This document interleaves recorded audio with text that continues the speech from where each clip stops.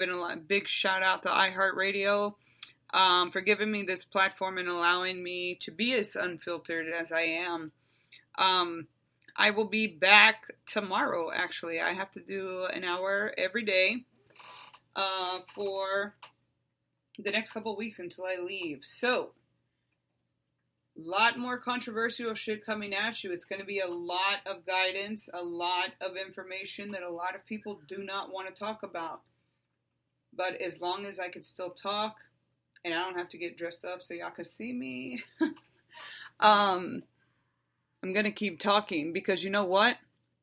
Right now, let's see, I've been on the air for a total of an hour and 15 minutes. There's probably been 18 million sexual assaults, rapes. Somebody's being molested right now while I speak. There's women and children in fear for their life around the fucking world. Here in America, they're being ripped away from their husbands at our border.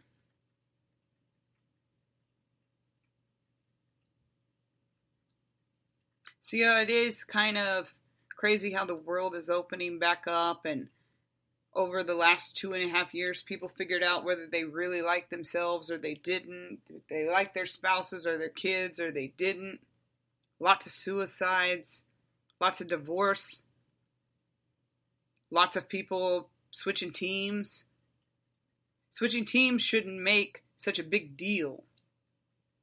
You should be able to love any and everyone and not be fucking judged for it.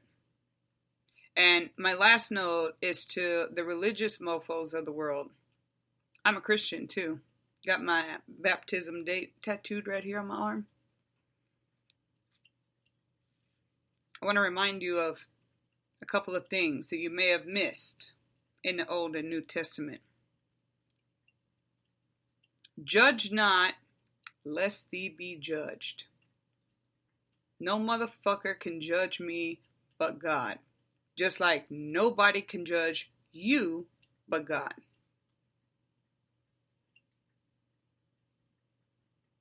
And treat thy neighbor as you would treat yourself, as you want to be treated. My fucking neighbor put dog shit in my fucking mailbox. You know what I did?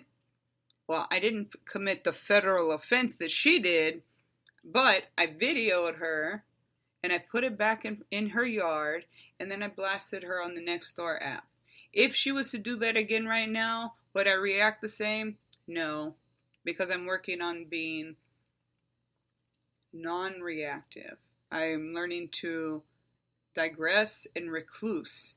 And that gives me the opportunity to take that brick and look at it and say, okay, do we want to build another piece of the wall?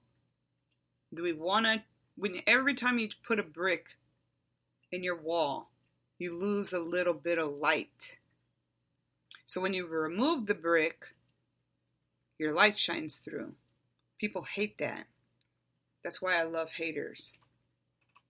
People hate the fact that I'm doing what they want to do so bad. And my clients are like, why can't you just tell me how to do it? I am. You have to relive your pain. In order to heal, you have to deal. That's the fucking name of the game. And in order to do that, you got to be a loyal ass motherfucker to yourself. And no, you don't go to your antagonist like a 12-step program and tell them, blah, blah, blah, but what you can do is write it and help save people and make money. This is your testimony. People look around, religious people look around all day long while they hear about, I want to tell my testimony. I want to tell my testimony. And they're so inspiring. And everybody else in the pews is like, man, I want to be inspiring. Bitch, get up and be inspiring. Y'all need to turn your questions into affirmations. Will I find true love? I hate that question as a psychic. I hate it. I don't do psychic and magic. Nope. I mean, love and magic. That don't go together. If it don't come from God, it ain't right.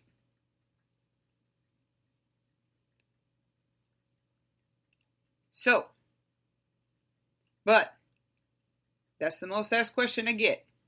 Will I ever find true love? Sure. When God feels that you're ready. And it starts with you. God is not going to put you in a relationship of true love and soulmate and bliss and riding off into the sunset and all that shit when you got 42 years of fucking negative baggage. That person don't go, that's not that person's shit, but you're going to pile it on them because you're tired of carrying it. No. Reverse your way of thinking and start manifesting by instead asking, will I find true love? Where I won't be raped, abused, or stuff shoved in holes and orifices it shouldn't go, and dressing up like a Asian person when I'm clearly fucking Hispanic. Whatever the case may be. You say, I am not your captive anymore. I am not a victim anymore. I am healing. I am worthy of love. That starts with the 5-minute mirror challenge. For those of you that have already gone and subscribed to my channel, thank you so much. You got way more of this shit on there. They gave me a platform. I run with it. I thank you all.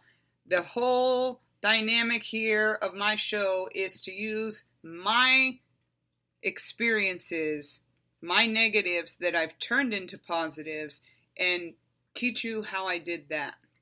And it's really, really hard. And it sucks. But you can always text me. I make myself available by text 24/7.